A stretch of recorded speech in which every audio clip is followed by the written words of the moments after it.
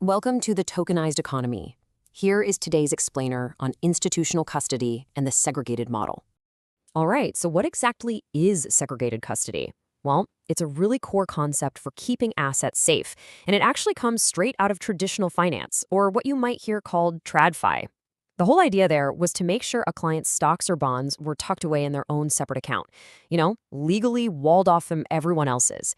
And now, in the world of digital assets, where we've all seen what can go wrong when funds get mixed together, this exact same principle is being used to protect crypto.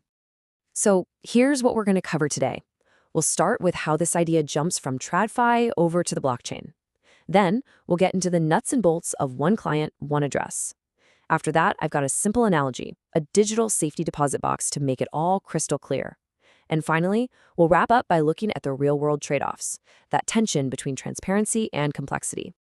All right, first up, from TradFi to blockchain, let's dig into how this classic security model got a facelift for the digital age. And you can see just how directly this concept carries over. In the traditional world, a custodian bank gives a big client, like a pension fund, its very own separate account. Simple enough, right? Well, in digital assets, it's the exact same logic. A crypto custodian applies that principle, but instead of a bank account, they use a dedicated blockchain address. It's really the same core idea, just powered by new tech. Okay, that brings us to the core mechanism, one client, one address. So, how does this actually work on chain? Let's get into the technical details. This is really the heart of it. Instead of throwing everyone's assets into one giant digital bucket, it's super simple. Each client gets their own unique wallet address. So client A's funds are in wallet address A, client B's are in wallet address B, client C's in wallet C. You get the picture. It keeps everything totally separate, and it's all recorded right there on the blockchain. But you might be wondering, how transparent is all of this? And that's a great question, because it really depends on the blockchain you're using. On a public blockchain like Bitcoin or Ethereum, everything's out in the open. You can literally go look at the addresses and balances and verify that segregation for yourself. It's all public. Now switch over to a private or permissioned blockchain, the kind many big institutions use, and that visibility gets restricted.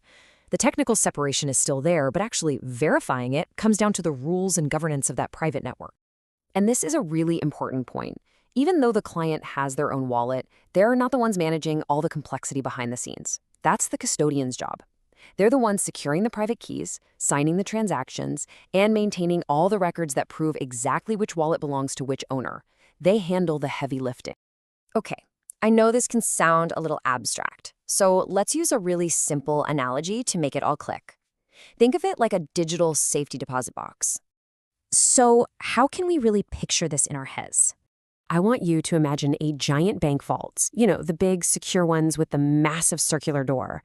That entire vault, that represents the custodian's whole security setup. Now, inside that vault, it's not just one big pile of stuff. No, it's filled with rows and rows of individual safety deposit boxes. And that's the key. Each client has their own locked box, totally separate from everyone else's. The digital wallets in a segregated custody model work in pretty much the exact same way. It's a simple but really powerful idea. All right, that brings us to our last section, transparency versus complexity. The analogy makes sense, but what are the real-world trade-offs of using this segregated model? And this isn't just a theory, by the way. This model is out there in the wild. You've got major providers like Coinbase Custody, Fidelity Digital Assets, BitGo, and Anchorage Digital, all offering segregated custody. And what's interesting is many of them also offer the other model, the omnibus model, but we'll get to that. So let's break down the pros and cons. On the upside, you get amazing transparency. The asset separation is crystal clear, and it's super straightforward to prove ownership. That's a huge win. But there's a downside. Think about the operational complexity. Managing a few dozen wallets is one thing, but what about thousands or millions?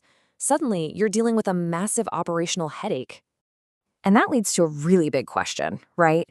So how do you handle millions of wallets without getting completely overwhelmed by the complexity? Well, that's exactly what we're going to explore next time. The answer to that question is something called the omnibus custody model. And that's our next topic. Subscribe for short explainers on blockchain, tokenization, and financial markets. And hey, if you've got questions or topics you want us to cover, drop them in the comments. We'd love to hear from you.